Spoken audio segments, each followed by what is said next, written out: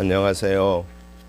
평택대학교 NCS 직업기초 역량실무 제7강 대인관계 능력 지도 실제에 대해서 강의하도록 하겠습니다. 대인관계 능력 지도 실제는 먼저 대인관계 능력 지도에 대해서 살펴보겠고요.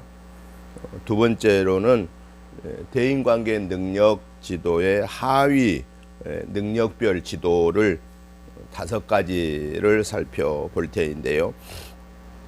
이번 7강에서는 하위 능력별 지도는 팀워크 능력 지도, 리더십 능력 지도까지 강의를 하고요. 다음 9강에는 8강은 중간고사가 있고요. 9강에서는 갈등 관리 능력 지도, 협상 능력 지도, 고객 서비스 능력 지도, 이렇게 하위 능력 지도별 대해서 두 번의 강의에 거쳐서 수업하도록 하겠습니다. 그러면 먼저 대인관계 능력 지도에 대해서 살펴보겠습니다. 대인관계 능력이란 직장 생활에서 협조적인 관계를 유지하고 조직 구성원들에게 도움을 줄 수 있으며 조직 내부 및 외부의 갈등을 원만히 해결하고 고객의 요구를 충족시켜 줄 수 있는 능력을 대인관계 능력이다 라고 이렇게 말할 수 있습니다. 대인관계를 형성할 때에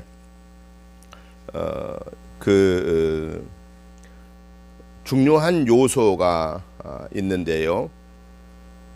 무엇을 말하느냐, 어떻게 행동하느냐 보다 우리의 사람됨이 더 중요한 요소다 하는 것입니다. 만약 우리의 말이나 행동이 깊은 내면에서가 아니라 피상적인 인간관계 기법에서 나온다면 상대방도 곧 우리의 이중성을 감지하게 되는 것입니다. 효과적인 상호 의존성을 위해서 필요한 기초를 만들 수도 유지할 수도 없게 되는 것이지요. 대인관계에 있어서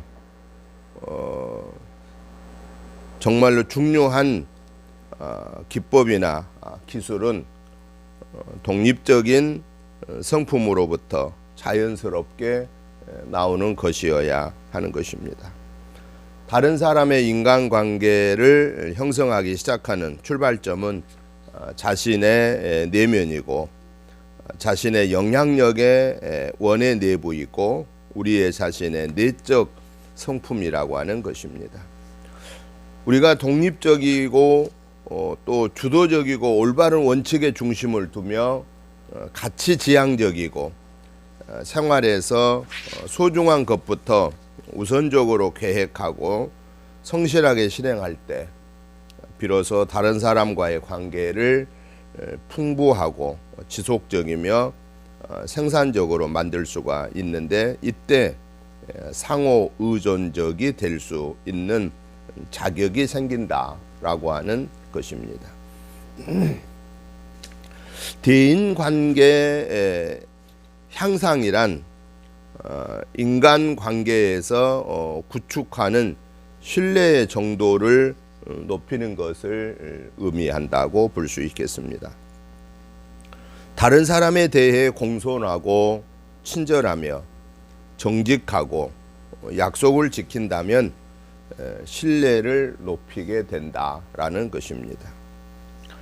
대인관계를 향상시키는 방법을 살펴보면은 상대방에 대한 이해, 사소한 일에 대한 관심, 약속의 이행, 기대의 명확화, 언행일치, 진지한 사과, 이러한 것들이 대인관계를 향상시키는 방법인데요. 이 방법에 대해서 좀 더 자세하게 살펴보겠습니다. 먼저 상대방에 대한 이해심입니다. 다른 사람을 진정으로 이해하기 위해 노력하는 것이야말로 우리가 할 수 있는 가장 중요한 예입 수단이 된다 하는 것입니다. 그것은 모든 다른 예입 수단의 핵심에 해당되는 것입니다. 한 사람에게 중요한 일이 다른 사람에게는 사소한 일일 수가 있습니다.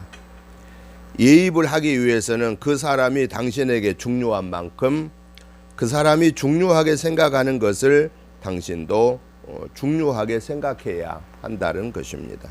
예컨대 당신이 급하고 중요한 일을 할 때 6살 난 아들이 사소해 보이는 행동을 하면서 방해할 수도 있다라는 겁니다. 그런데 아들이 하는 행동이 아이의 관점에서는 매우 중요한 것일 수도 있다 하는 것입니다.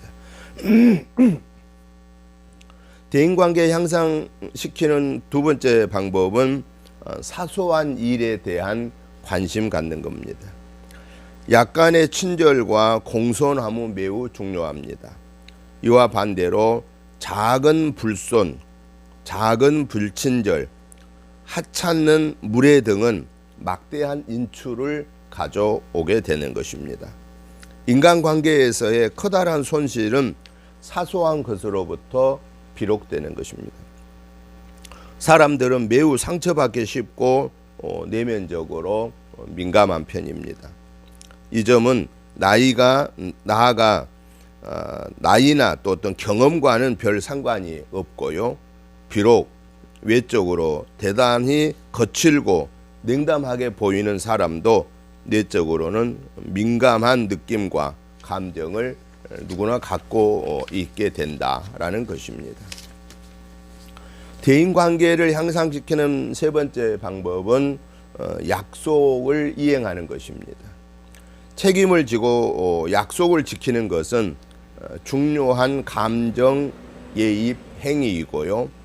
약속을 어기는 것은 중대한 인출 행위다라는 것입니다. 사실 어떤 사람에게 대단히 중요한 약속을 해놓고 어기는 일보다 더 큰 인출 행위는 없다 하는 것입니다. 그러한 인출 행위가 발생하고 나면 다음에 약속을 해도 상대가 믿지 않게 마련입니다. 사람들은 대개 약속에 대한 기대가 크기 마련입니다. 만약 당신이 스스로 한 약속을 항상 지키는 습관을 갖는다면 당신과 동료 사이에 이해의 간격을 이어주는 신뢰의 다리를 놓게 된다 하는 것입니다. 대인관계를 향상시키는 방법 중에 네 번째는 기대의 명확화입니다. 거의 모든 대인관계에서 나타나는 어려움은 역할과 목표에 대한 갈등과 애매한 기대 때문에 발생합니다. 우리는 새로운 상황에 직면할 때마다 자기에게 부과되는 기대를 파악하여야 합니다. 신뢰의 예입은 처음부터 기대를 분명히 해야 가능합니다. 이렇게 하는 데는 많은 시간과 노력을 절약할 수가 있습니다. 기대가 분명치 않고 서로 공유되지 않는다면 사람들은 감정적이 되기 쉽다 하는 것이죠. 대인관계를 향상시키는 방법 중에 다섯째는 언행일치입니다. 개인의 언행일치는 신뢰를 가져오고 감정 은행 계좌에 많은 종류의 예입을 가능케 하는 기초가 되는 것입니다. 언행일치는 정직 그 이상의 의미를 갖습니다. 정직은 사실대로 말하는 것으로 우리가 하는 말을 사실과 일치시키는 것을 말합니다. 언행일치는 사실을 우리의 말에 일치하는 것입니다. 즉 실현시키는 것으로 약속을 지키고 기대를 충족시키는 것을 의미합니다.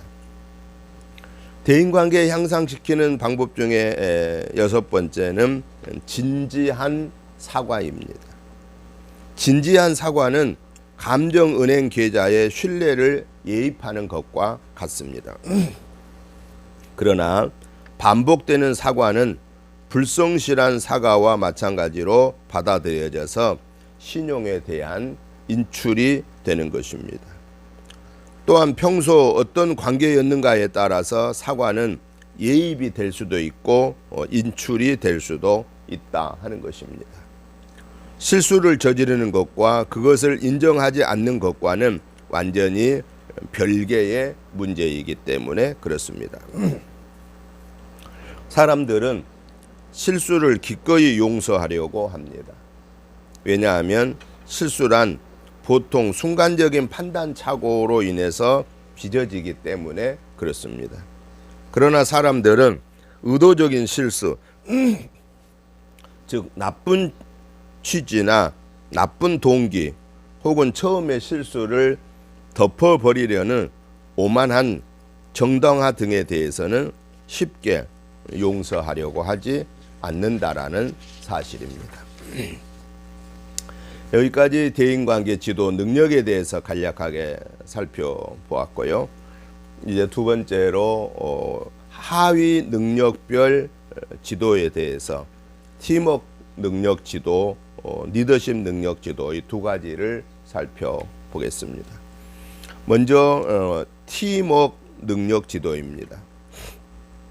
현대와 같이 경쟁이 치열한 환경에서 고성과 팀을 창조하고 지속되는 일은 매우 중요합니다. 실제로 조직이 생존에 급급해 할지 또는 여유롭게 번영을 구가할 것인지 여부는 팀을 효과적으로 운영하는 데 달려 있는 것입니다. 이때 모든 구성원이 조직의 주인으로서 사고하고 결정을 내리는 것은 매우 중요한 요건입니다. 팀은 각자는 자신을 유용한 자원이라고 인식하고 고품질 팀을 창조하기 위해서 팀워크 능력의 향상은 필수적이고 이에 초점을 맞추어 지도해야 하는 것입니다. 먼저 팀워크의 정의를 간략하게 살펴보겠습니다.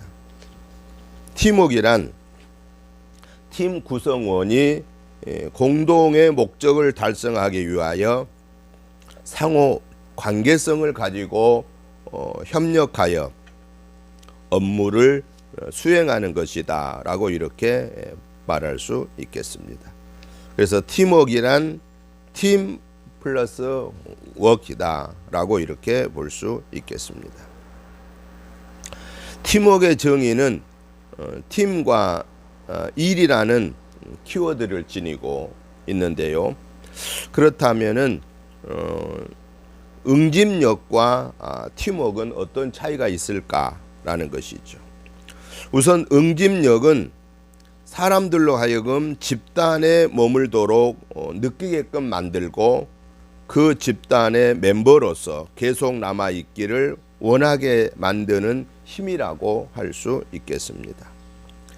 팀워크와 응집력의 차이는 팀이 성과는 내지 못하면서 분위기만 좋은 것은 팀워크가 좋은 것이 아니고 응집력이 좋은 것입니다.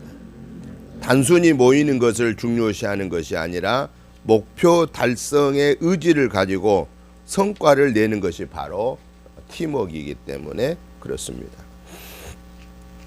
팀워크는 팀 구성원이 공동의 목적을 달성하기 위해 상호 관계성을 가지고 협력하여 일을 해 나가는 것을 팀워크라고 말하고요. 응집력은 사람들로 하여금 집단에 머물도록 느끼게끔 만들고 그 집단의 멤버로서 계속 남아있기를 원하게 만드는 것은 응집력이다 라고 이렇게 볼 수 있겠습니다. 팀워크의 유형을 보면은 협력, 통제, 자유를 이렇게 구분해 볼 수 있는데요. 조직이나 팀의 목적, 그리고 추구하는 사업 분야에 따라서 서로 다른 유형의 팀워크를 필요로 하게 되는 것입니다.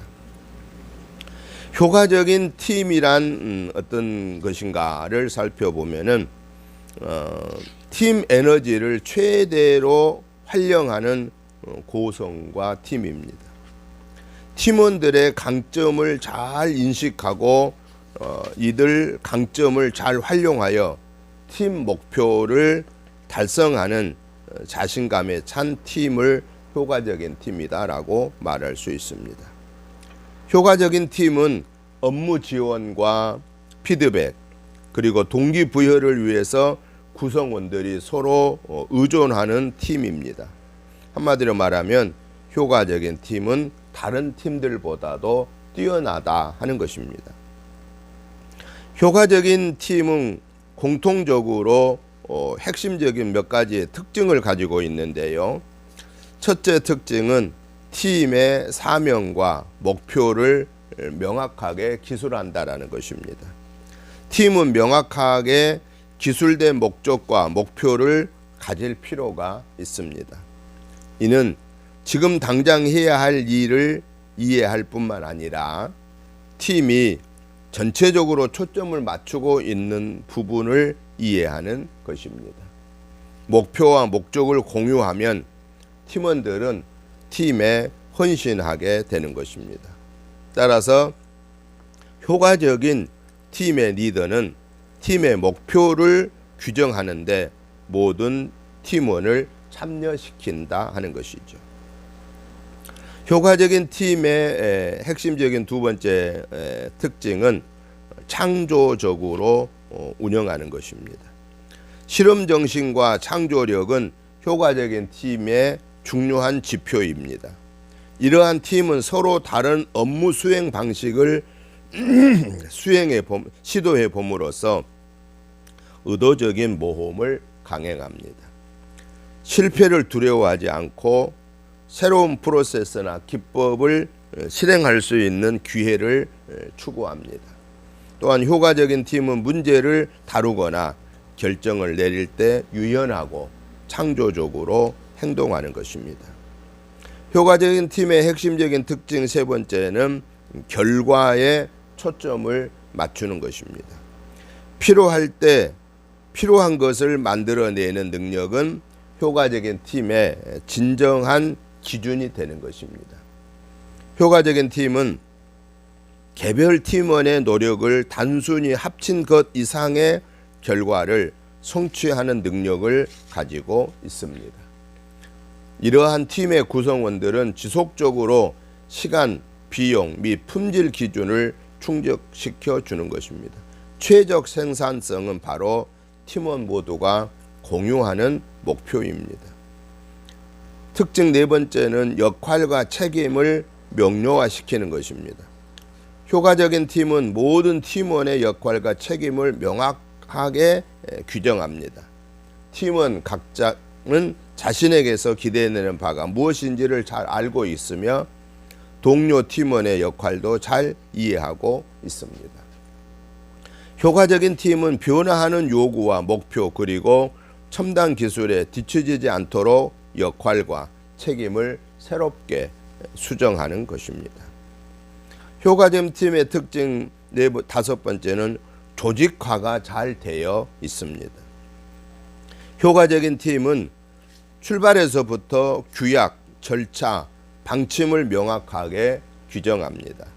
잘 짜여진 구조를 가진 팀은 자체적으로 해결해야 하는 모든 업무 과제의 요구를 부응할 수가 있습니다. 효과적인 팀의 특징 여섯 번째는 개인의 강점을 활용합니다. 스포츠팀의 코치는 운동선수가 지닌 역량을 끊임없이 파악합니다. 이와 마찬가지로 효과적인 팀의 리더는 팀이 지닌 지식, 역량 및 재능을 정기적으로 파악하는 것입니다. 팀 리더는 팀원의 강점과 약점을 잘 인식하며 따라서 팀원 개개인의 능력을 효율적으로 활용하는 것입니다.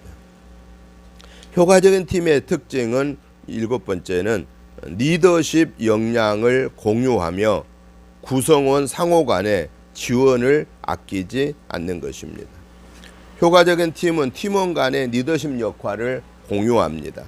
이러한 팀은 모든 팀원에게 각각 리더로서 능력을 발휘할 기회를 제공해 주는 것입니다.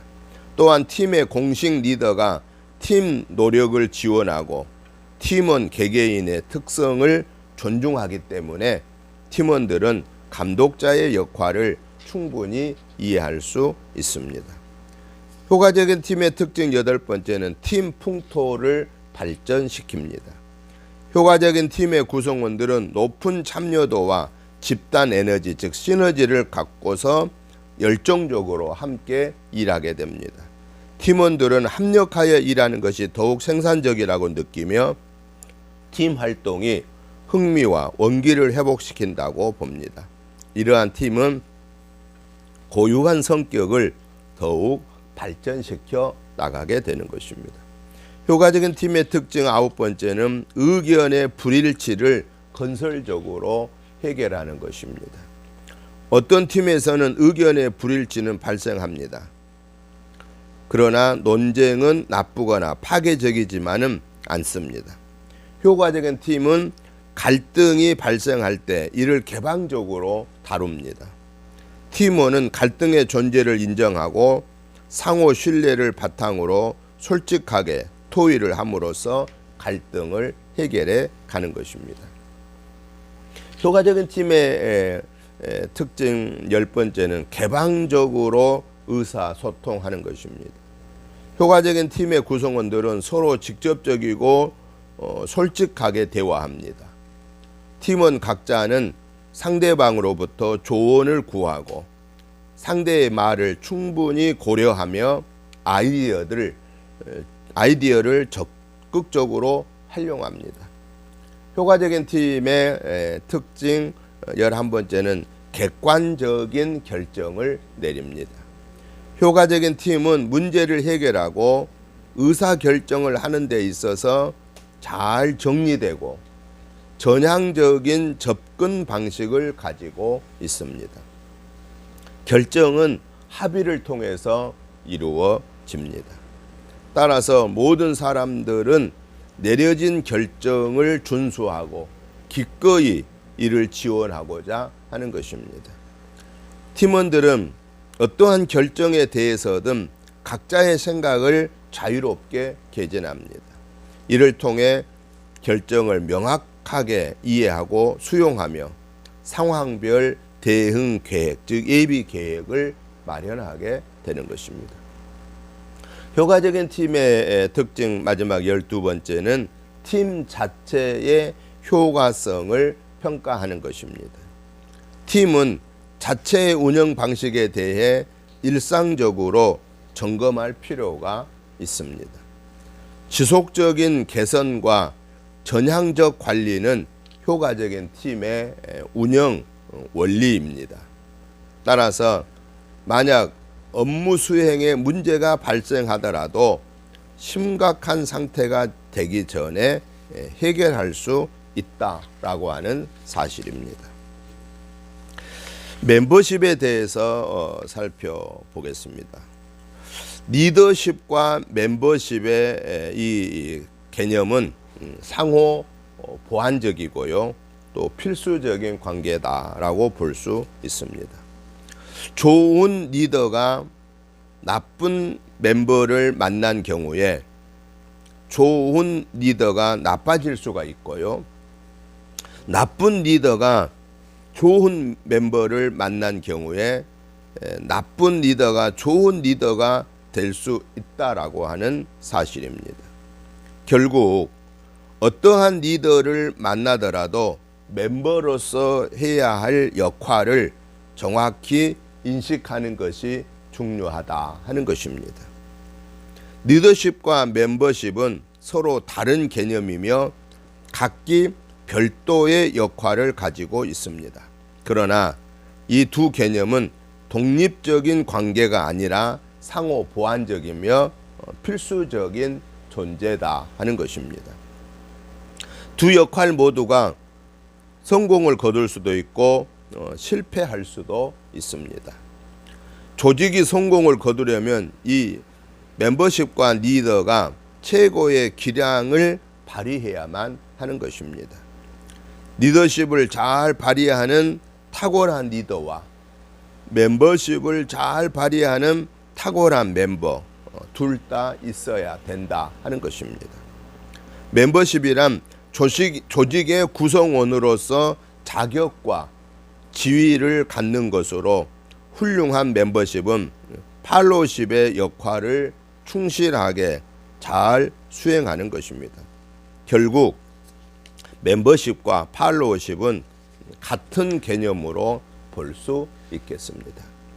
팔로우십이란 리더를 따르는 것으로 따르는 사람들은 헌신, 전문성, 용기, 정직하고 현명한 평가 능력이 있어야 합니다. 따르는 자는 융화력이 있어야 하고 겸손함이 있어야 하고 리더십의 결점이 보일 때도 덮어주는 아량이 있어야 하는 것입니다. 따르는 자들이 제대로 서 있는 집단만이 어떤 일을 성취해낼 수가 있습니다. 미국에서 실시한 여론조사에서 리더에게 가장 원하는 것은 정직, 비전과 강화력, 추진력인데 비하여 따르는 자들에게 가장 원하는 것은 정직, 나의 부족함을 보충해주는 포용력, 성실, 협동심이라고 밝히고 있습니다. 멤버십 유형을 살펴보면은 소외형, 수능형, 실무형, 수동형, 주도형 이렇게 볼 수가 있겠습니다. 먼저 소외형은 자아상은 자립적인 사람, 일부러 반대 의견을 제시하고 조직의 양심이고요. 동료나 리더십의 시각에서 보면은 냉소적이고 부정적이고 고집이 세게 보이고요.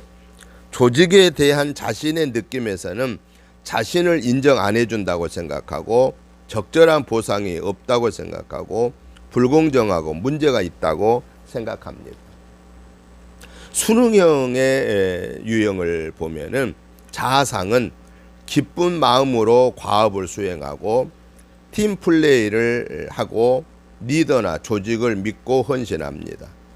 동료나 리더의 시각에서 볼 때에 아이디어가 없고 인기 없는 일은 하지 않고 조직을 위해서 자신과 가족의 그 요구를 양보합니다. 조직에 대한 자신의 느낌에서는 기존 질서를 따르는 것이 중요하고 리더의 의견을 거스르는 것은 어려운 일이고 획일적인 태도 행동에 익숙합니다. 멤버십의 유형 중에 세 번째는 실무형입니다. 실무형은 자아상은 조직의 운영 방침에 민감하고 사건을 균형 잡힌 시각으로 보고 규정과 규칙에 따라서 행동합니다. 동료나 리더의 시각에서 볼 때 실무형은 개인의 이익을 극대화하기 위한 흥정에 능하고 적당한 여리와 평범한 수완으로 업무를 수행합니다. 조직에 대한 자신의 느낌은 규정 준수를 강조합니다. 명령과 계획에 빈번한 변경을 합니다. 리더와 부하 간에 비인간적인 풍토가 생깁니다. 멤버십 유형의 네 번째 수동형은 자아상은 판단, 사고를 리더에 의존하고 지시가 있어야 행동합니다. 동료 리더의 시각에서 볼 때에 수동형은 하는 일이 없고 제 몫을 하지 못하고 업무 수행에는 감독이 반드시 필요하다고 생각합니다. 조직에 대한 자신의 느낌은 조직이 나의 아이디어를 원치 않다고 생각하고 노력과 공헌을 해도 아무 소용이 없다고 생각하고 리더는 항상 자기 마음대로 한다고 이렇게 생각하는 것입니다. 주도형의 멤버가 가지는 기본 특성을 두 가지를 생각해 볼 수 있는데, 첫째는 독립적, 혁신적 사고 측면에서 스스로 생각하고 건설적인 비판을 하고 자기 나름의 개성이 있고 확신적이며 창조적인 특성을 갖는 것입니다. 두 번째, 적극적 참여와 실천 측면에서 솔선수범하고 주인의식을 가지고 적극적으로 참여하고 자발적이고 기대 이상의 성과를 내리고 노력하는 특성을 가집니다. 팀워크 촉진 방법에 대해서 살펴보겠습니다. 팀을 생산적으로 만들기 위해서는 많은 노력이 필요합니다. 특히 팀워크를 촉진시키는 것은 매우 중요합니다. 그를 위해서는 동료 피드백을 장려해야 되고 갈등을 해결해야 되고 창의력 조성을 위해서 협력하고 또 참여적으로 의사 결정하는 것 등이 필요하다 하는 것입니다. 팀워크 촉진 방법에 대해서 살펴보면은, 첫째, 동료 피드백을 장려해야 하는 것입니다. 팀 목표를 달성하도록 팀원을 고무시키는 환경 조성을 위해서는 동료 피드백이 필요합니다. 긍정이든 부정이든 피드백이 없다면은 팀원들은 개선을 이루거나 탁월한 성과를 내고자 하는 노력을 게을리하게 되는 것입니다.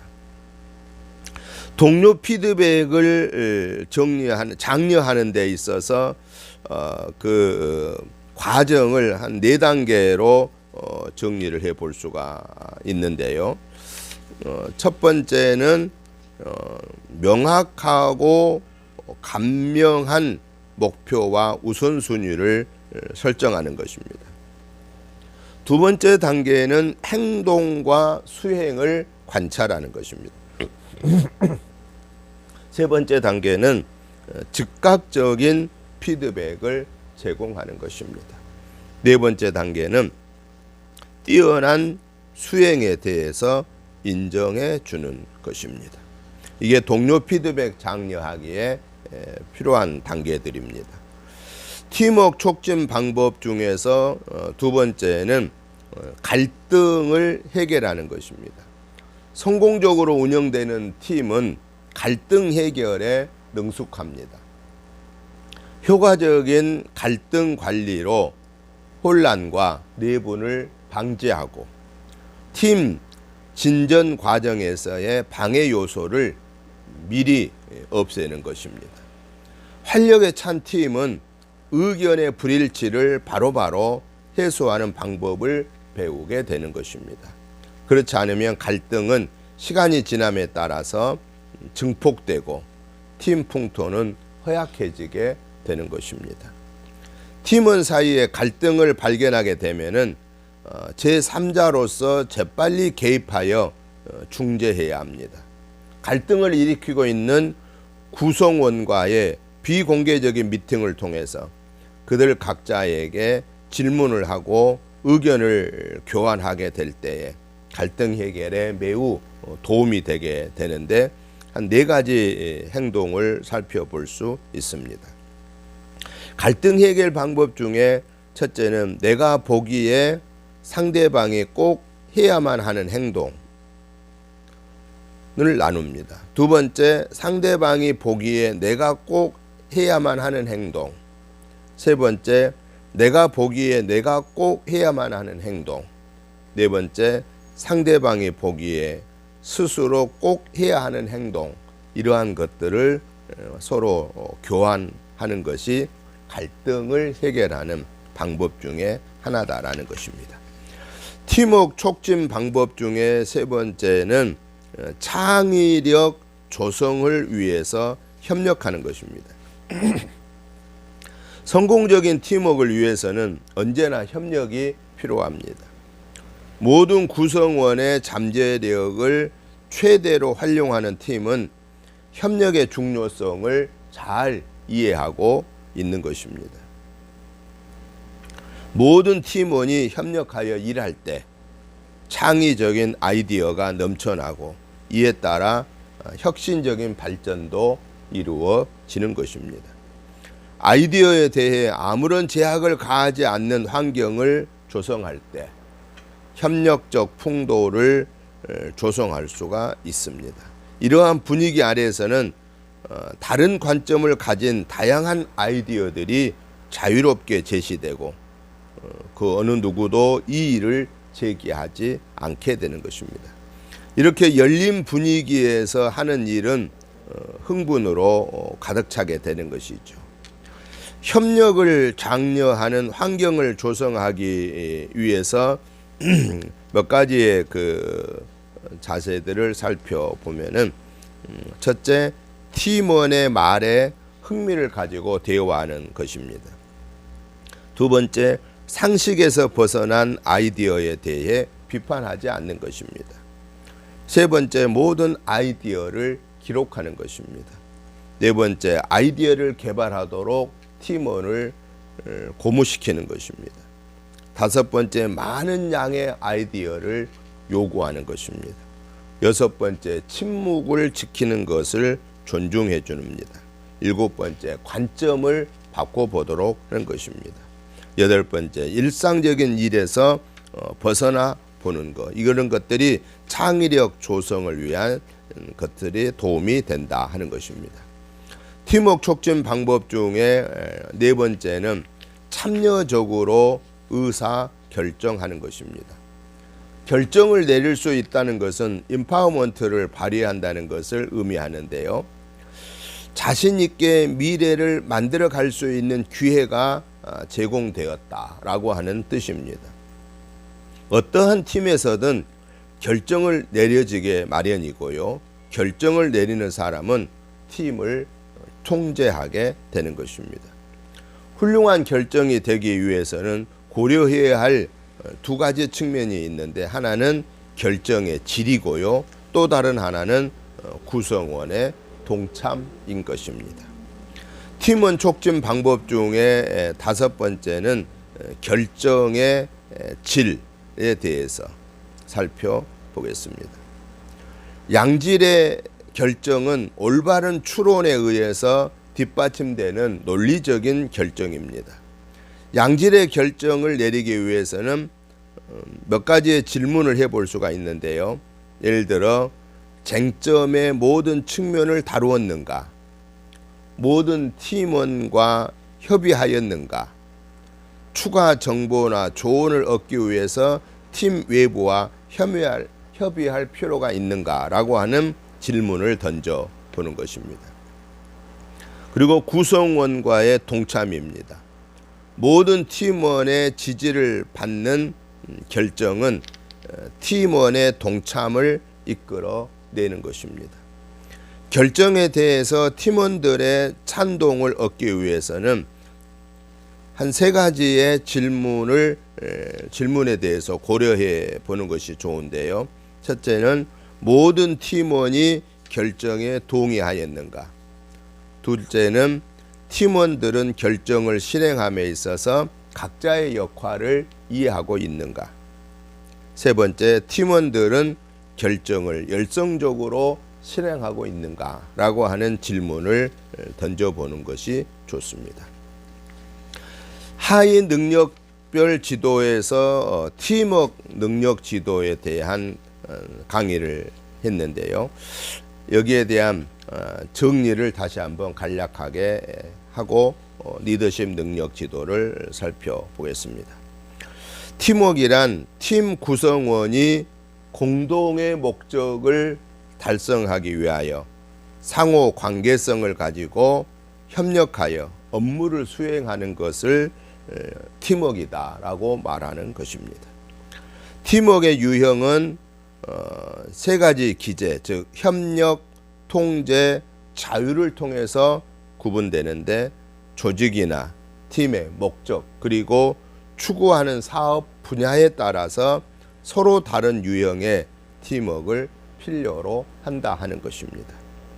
효과적인 팀은 팀의 사명과 목표를 명확하게 기술하고 창조적인 운영, 결과에 초점을 맞추고 역할과 책임의 명료화, 조직화, 개인의 강점을 활용하고 리더십 역량을 공유하고 팀 풍토를 발전시키고 의견의 불일치를 건설적으로 해결하고 개방적으로 의사소통하고 객관적인 의사소통을 하고 팀 자체의 효과성 평가 등의 특성을 지닌다는 것입니다.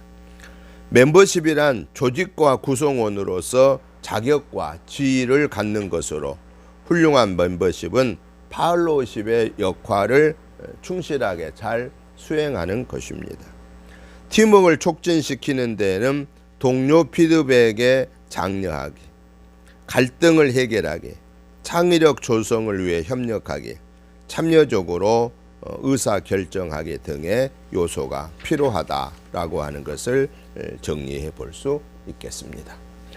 이제 하위 능력별 지도 두 번째 리더십 능력 지도에 대해서 강의하도록 하겠습니다. 리더십이 신비롭고 무언가 특별한 것이라는 생각은 잘못된 것입니다. 리더십은 카리스마와는 아무 관련이 없고요. 타고난 성격과도 무관합니다. 또한 선택받은 소수만이 가질 수 있는 특권도 아닙니다. 조직을 둘러싸고 있는 다양한 기능들을 효율적으로 다루기 위한 것이 관리입니다. 반면 리더십은 변화에 대처하는 것입니다. 특히 최근과 같이 급변하는 환경에서는 리더십 능력의 함양은 필수적이고 이에 초점을 맞추어 지도해야 하는 것입니다. 먼저 리더십의 정의를 간략하게 살펴보겠습니다. 리더십에 대한 정의는 정확한 규정을 찾기는 쉽지가 않습니다. 이것을 이해하는 것이 효과적인 리더가 되는 데 있어서 첫 번째 단계다라고 할 수 있겠습니다.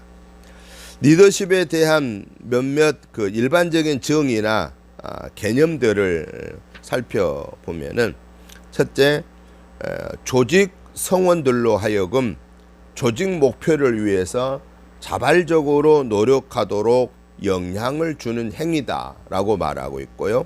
두 번째는 목표 달성을 위하여 어떤 사람이 다른 사람에게 영향을 주는 행위다. 세 번째, 어떤 주어진 상황 내에서 목표 달성을 위해 개인 또는 집단의 영향을 행사하는 과정이다.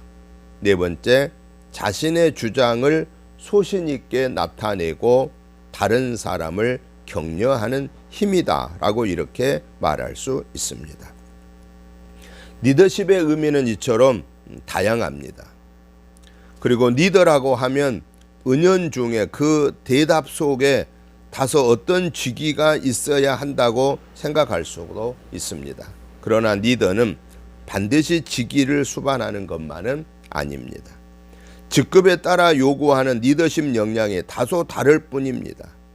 전 조직원이 각자의 위치에서 리더십으로 무장할 때 그 조직은 매우 강하고 밝은 미래를 가질 수가 있다라는 것입니다. 리더십에 대한 정의를 한마디로 요약을 해본다면은 조직의 공통된 목적을 달성하기 위하여 개인이 조직원들에게 영향을 미치는 과정이다 라고 이렇게 말할 수 있겠습니다. 리더는 미래 통찰력을 가지고 조직의 성장에 영향을 미치는 공통된 목표를 제시하여야 하고 그 목표를 달성할 수 있도록 조직원들과 팀워크를 이루어 성과를 내는 과정을 주도하는 사람이어야 하는 것입니다. 이러한 리더십의 발휘 구도는 산업사회에서 정보사회로 바뀌면서 수직적인 구조에서 전방위적인 구조의 형태로 바뀌게 된다 하는 것입니다. 과거에는요, 상사가 하급자에게 리더십을 발휘하는 형태를 띄었습니다. 그러나 오늘날에는 리더십이 전방위적으로 발휘된다 하는 것입니다.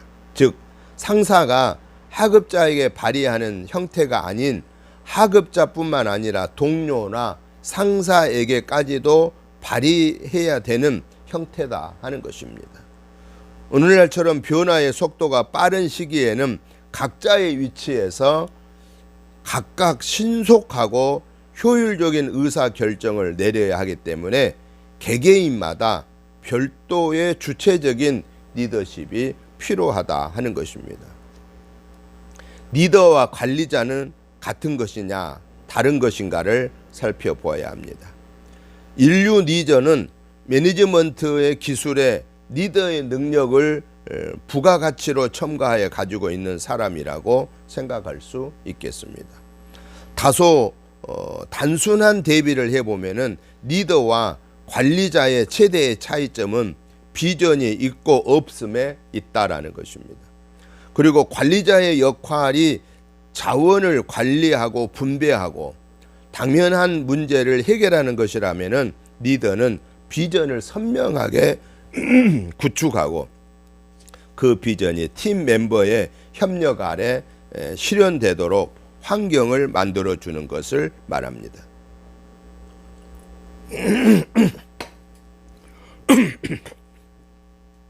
따라서 관리자의 그 관심사가 주로 사람이나 물건을 관리하는 것에 있는 데 비해서 리더는 사람의 마음을 중시하고 사람의 마음의 불을 지피는 사람입니다.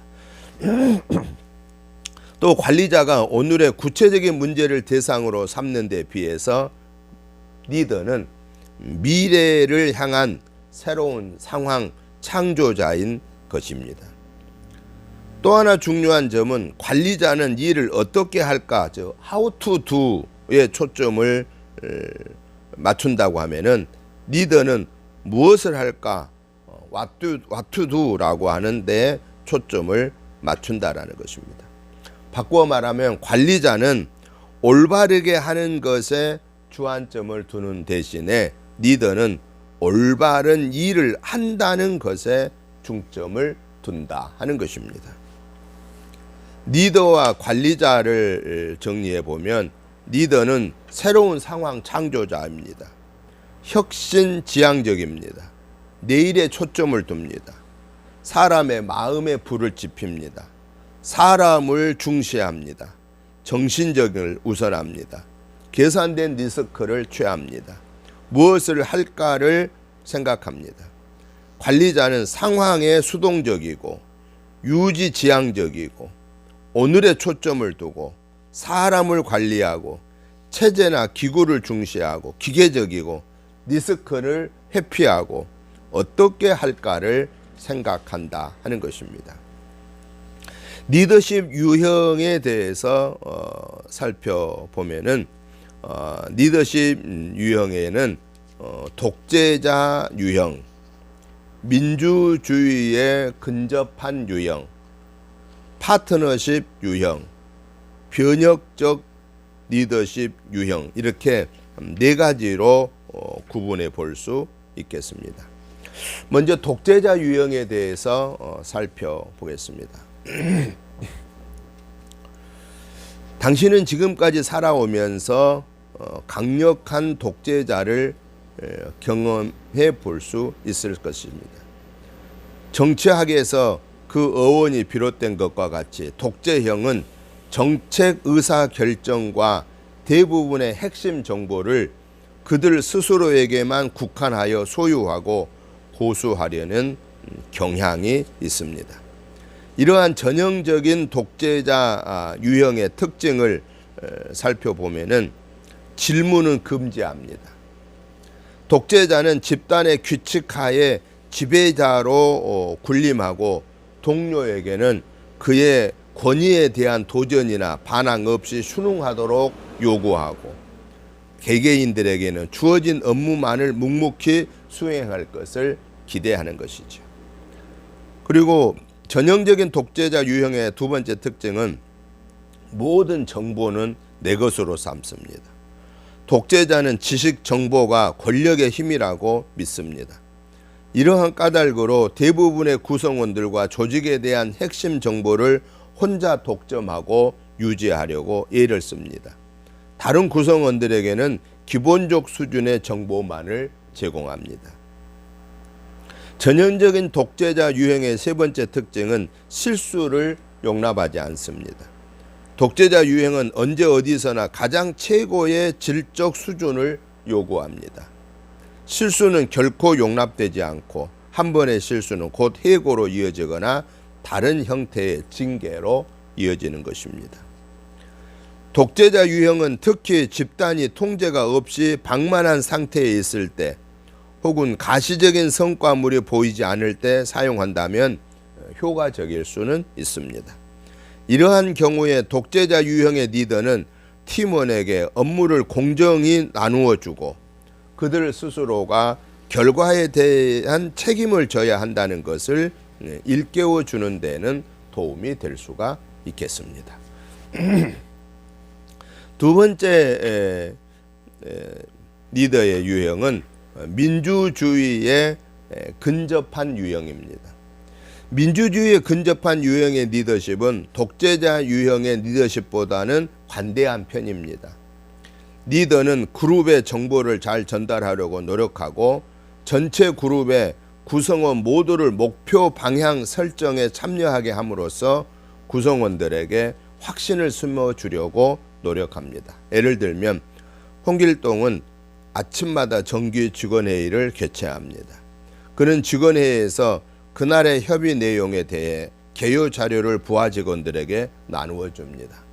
그러면 직원들은 자신의 의견을 제시하거나 완전히 새로운 안을 제시할 수도 있습니다. 홍길동은 이러한 부하 직원들의 생각에 동의하거나 거부할 권한을 갖습니다. 민주주의에 근접한 유형의 특징에 대해서 살펴보면 첫째는 참여입니다. 리더는 팀원들이 한 사람도 소외됨이 없이 동등하다는 것을 확신시켜 줌으로써 비즈니스의 모든 방면에 종사하도록 합니다. 두 번째는 토론의 장려입니다.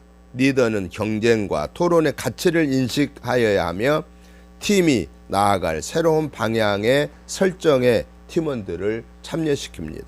세 번째는 거부권입니다.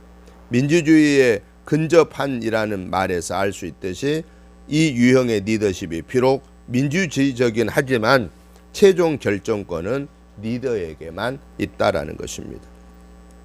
민주주의에 근접한 방식은 당신이 혁신적이고 탁월한 부하 직원들을 거느리고 있고 또 그러한 방향을 계속적으로 지향할 때에는 효과적입니다.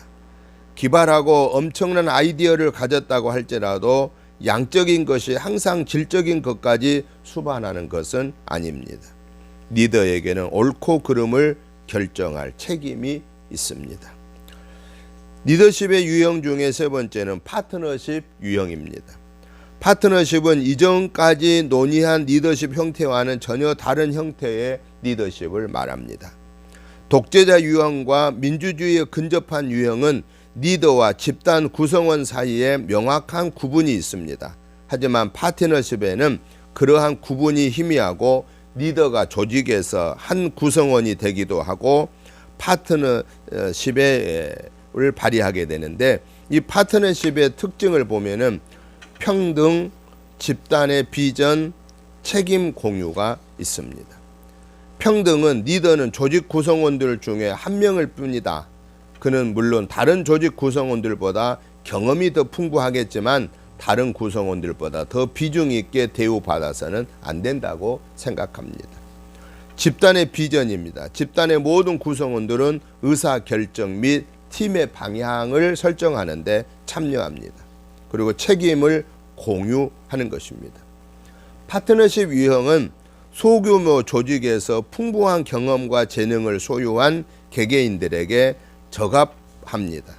신뢰, 정직, 그리고 구성원의 능력에 대한 믿음이 파트너십의 핵심 요소가 되는 것입니다. 리더십 유형 중에 마지막 변혁적 유형입니다. 변혁적 리더는 개개인과 팀이 유지해온 이제까지의 업무 수행 상태를 뛰어넘으려고 합니다.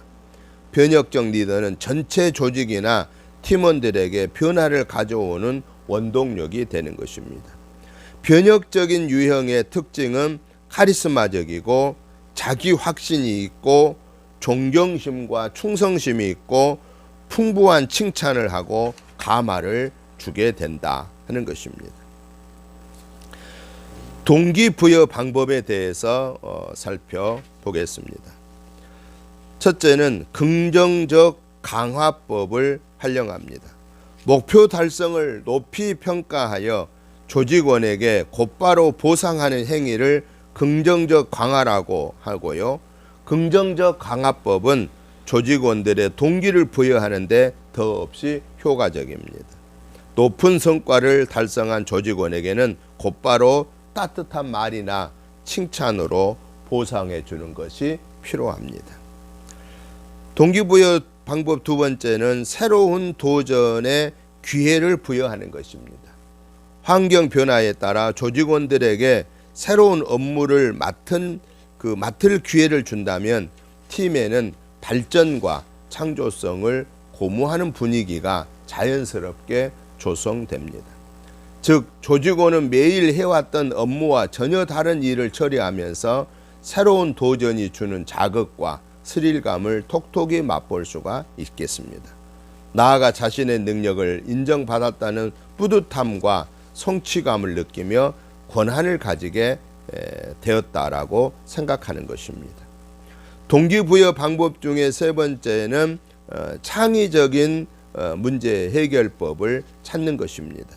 직장 생활 중에 자유롭게 의사결정을 하지 못하고 자신의 소신대로 업무를 진행하지 못할 경우에 조직원들은 자칫 피해의식에 사로잡혀 사사건건 다른 조직원들을 비난할 수가 있습니다. 창의적인 문제 해결법은 조직원들이 자신의 실수나 잘못에 대해 스스로 책임지도록 동기를 부여하는 것입니다. 리더는 조직원이 문제를 해결하도록 지도하고 개입할 수는 있지만은 실질적인 해결만큼은 조직원 스스로 찾도록 분위기를 조성해 주는 것이 바람직한 것입니다.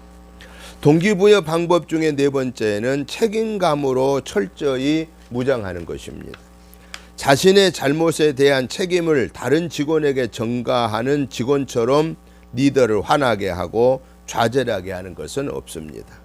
직원들이 자신의 실수나 잘못에 대해 책임은 지지 않고 오히려 다른 직원에게 책임을 전가하는 일이 지속된다면 팀의 근무 환경은 현저히 나빠지게 마련입니다.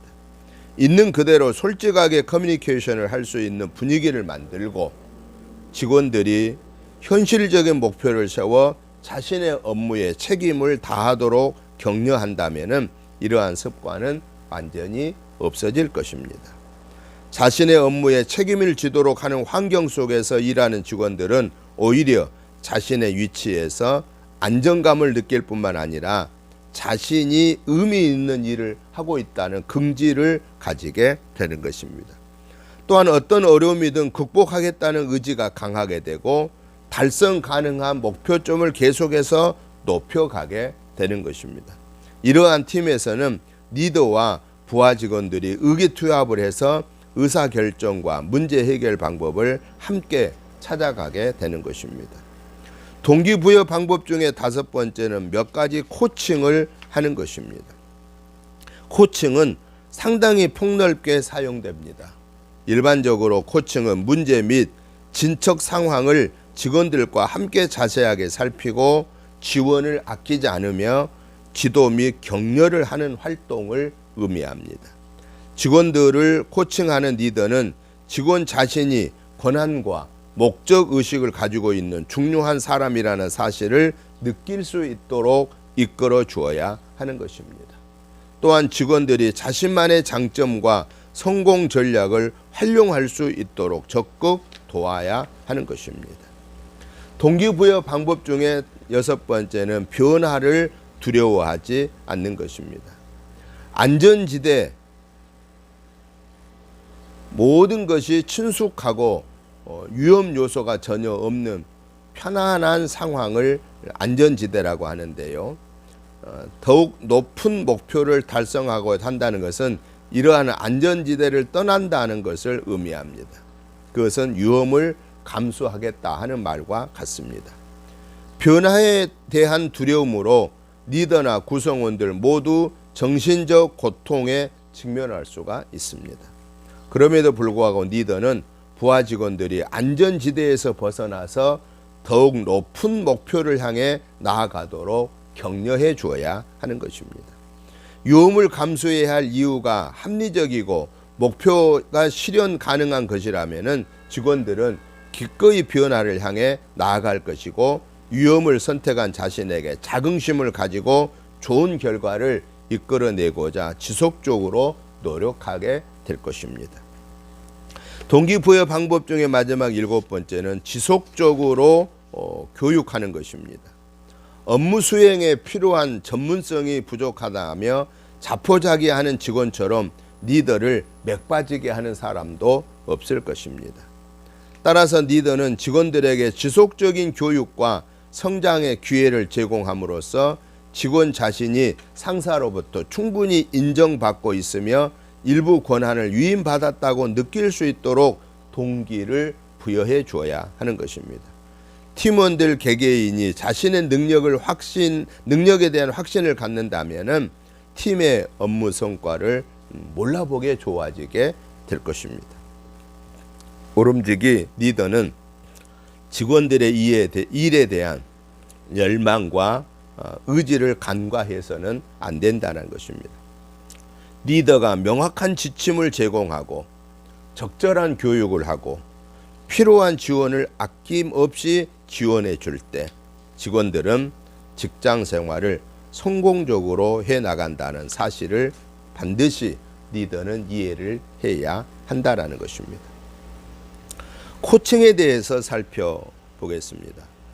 코칭 활동은 직원들의 능력을 신뢰하며 확신하고 있다는 사실에 기초합니다. 코칭은 조직의 지속적인 성장과 성공을 만들어내는 리더의 능력이다라고 말할 수 있겠습니다. 직원들에게 질문을 던지는 한편 직원들의 의견을 적극적으로 경청하고 필요한 지원을 아끼지 않고 생산성을 높이고 기술 수준을 발전시키고 자기 향상을 도모하는 직원들에게 도움을 주고 업무에 대한 만족감을 높이는 과정을 코칭 활동이다라고 이렇게 말할 수 있겠습니다. 그러면 코칭 기술은 언제 필요한가? 코칭은 커뮤니케이션 과정의 모든 단계에서 활용될 수 있다라는 것입니다. 직원들과 함께 의견을 나누고 공유하게 해서 효과적인 해결책과 빠른 성과를 이끌어내게 된다라고 하는 것입니다. 코칭은 관리가 아닙니다. 코칭과 관리는 대표적인 커뮤니케이션 도구입니다. 그러나 이 둘은 전혀 다른 접근법을 특징으로 하고 있습니다. 관리의 도구로 활용되는 전통적인 접근법에서는 리더가 지식이나 정보를 하다라고 의사결정의 권한을 가지고 있는 것이 당연하게 받아들였습니다. 코칭은 이와 같은 전통적인 접근 방법과는 거리가 멉니다.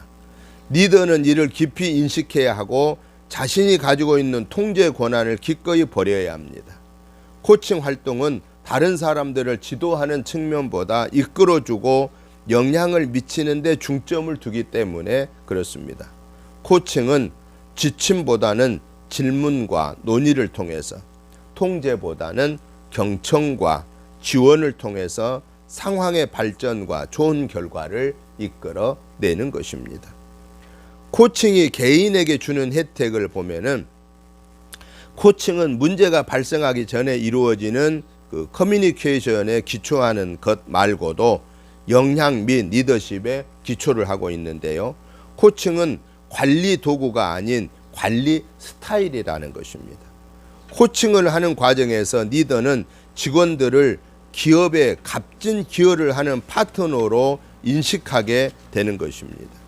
한편 성공적인 코칭을 받은 직원들은 문제를 스스로 해결하려고 노력하는 그런 적극성을 보이게 되는 것입니다. 또 코칭이 조직에게 주는 혜택이 있습니다. 코칭을 실천하고 있는 조직원들은 동기를 부여받은 자신감 넘치는 노동력을 발휘하게 되고 높은 품질의 제품이 나오고 철저한 책임감을 갖춘 직원들이 전반적으로 상승된 효율성, 생산성을 발휘하게 된다라는 것입니다. 코칭의 기본 원칙을 말씀드리면은 첫째는 관리는 만병통치가 아니다. 두 번째, 권한을 위임한다. 세 번째, 훌륭한 코치는 뛰어난 경청자다. 네 번째, 목표를 정하는 것이 가장 중요하다라는 것입니다.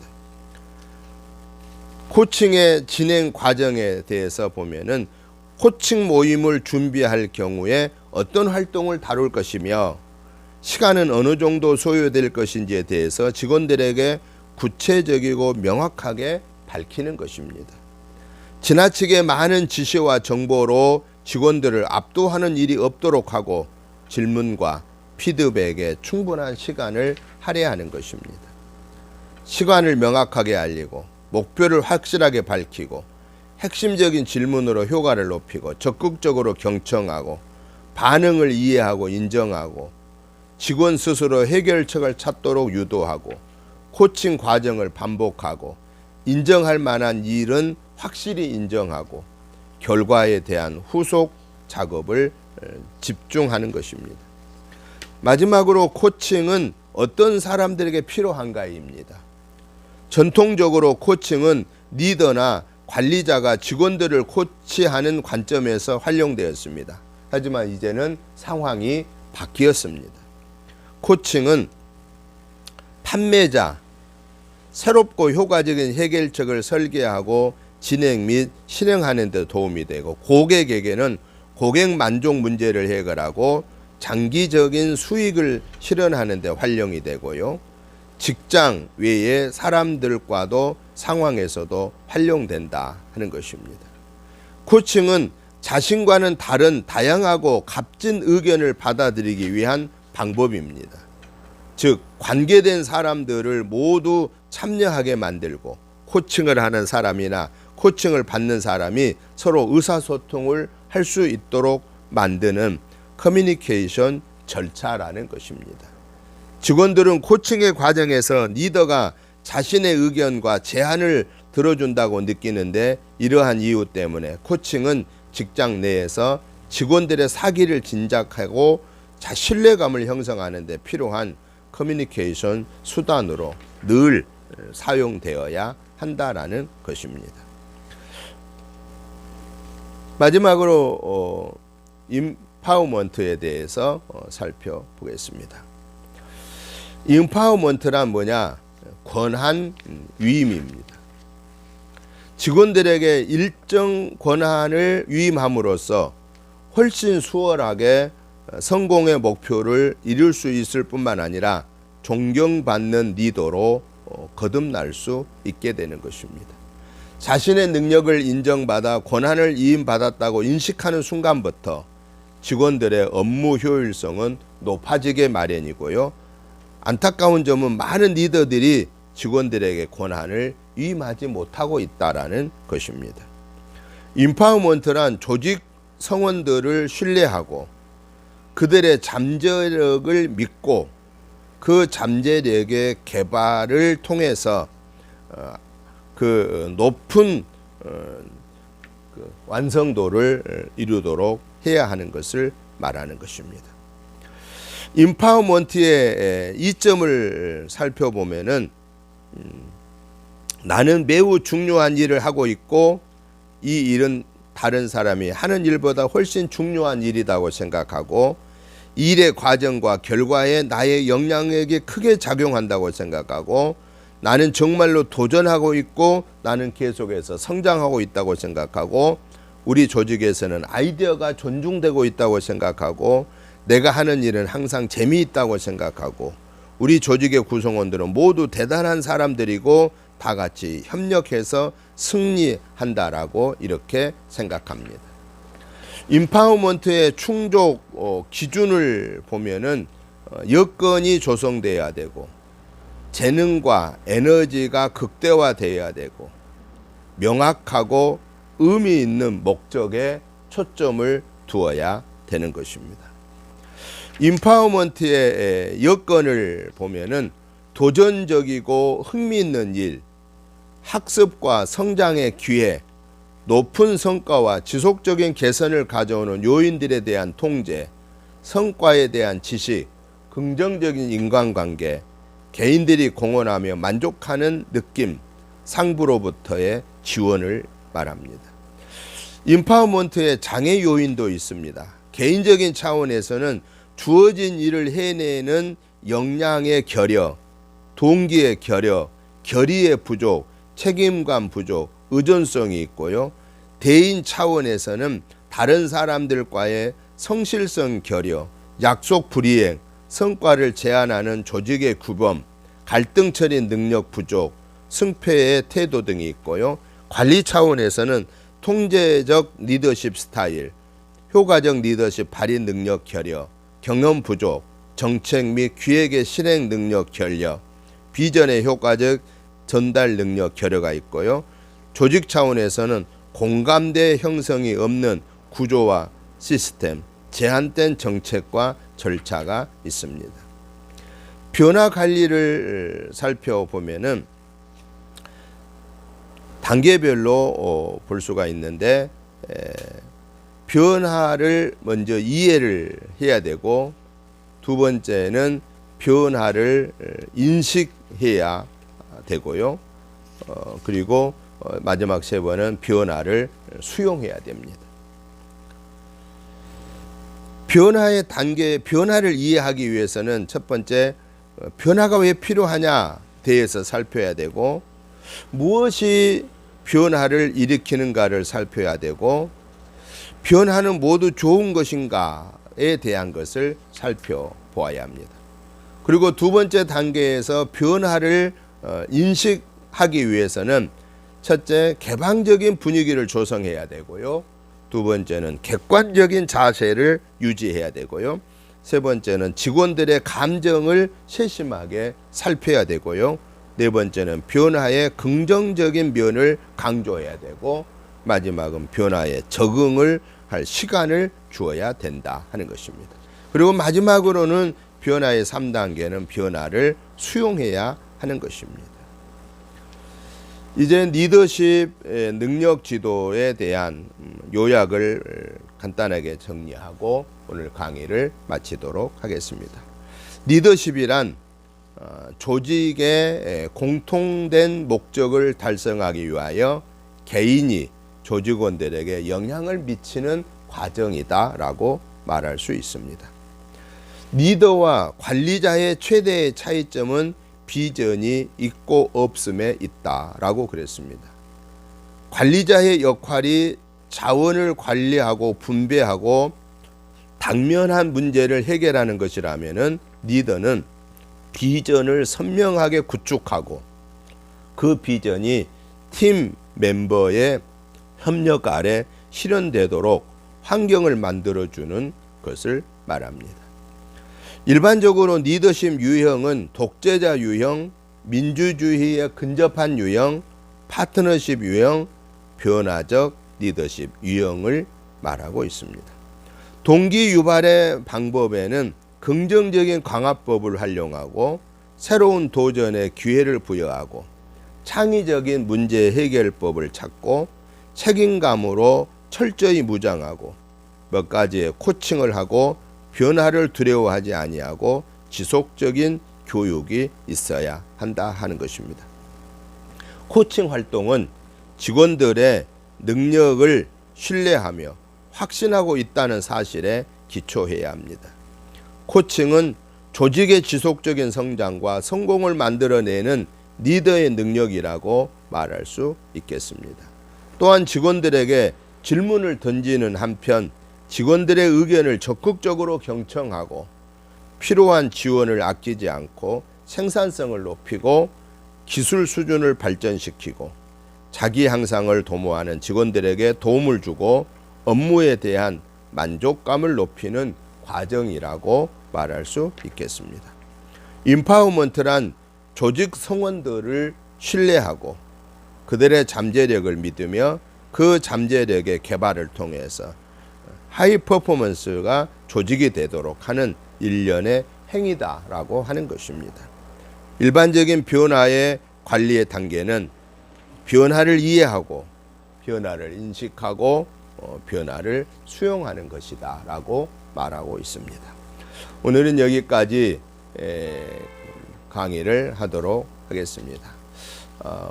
대인관계 능력 지도 실제에 있어서 오늘은 대인관계 능력 지도에 대해서 살펴보았고, 대인관계 하위 능력 지도별 중에서는 팀워크 능력 지도, 리더십 능력 지도에 대해서 강의했습니다. 이제 다음 주에는 우리가 중간고사 29일에 중간고사가 있게 되겠습니다. 그리고 9강에서는 대인관계 능력 지도, 하위 능력별 지도 대해서 갈등 관리 능력 지도, 협상 능력 지도, 고객 서비스 능력 지도를 9강에 강의하도록 하겠습니다. 한 주간 건강하시고 다음 주간에 뵙도록 하겠습니다. 감사합니다.